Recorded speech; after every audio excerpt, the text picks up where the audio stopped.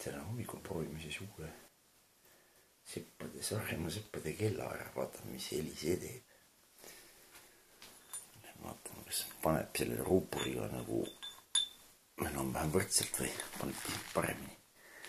Väike kõll juba käis ja pani nii teravalt küll, et ma arvan, et see lööb päris ilusti.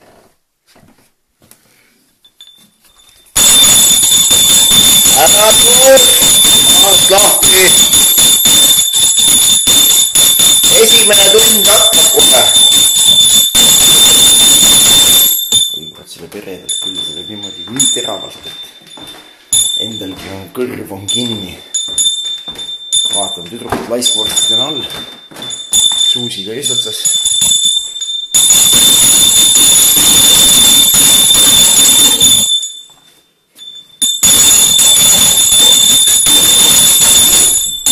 Ai, pandi kinni uks.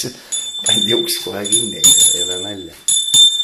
No, siin on hommikul kohe juba toilulisandil ette vett ootab jälle. Poisid pannud need paugud sisse, kui lähevad siin reedveilerid ja asjad. Nalja ei olegi. Nii, no vast said üles, rohkem ei ole vaja ärgitada.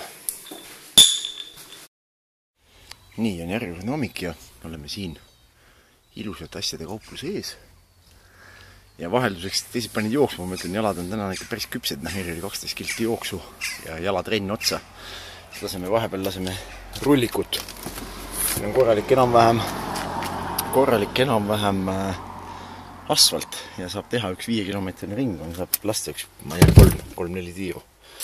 Nii et viskame vahelduseks rullikud jalga ja teeme väikse sõidu. Et selles mõttes hommikune aeroobne tegemata ei jää.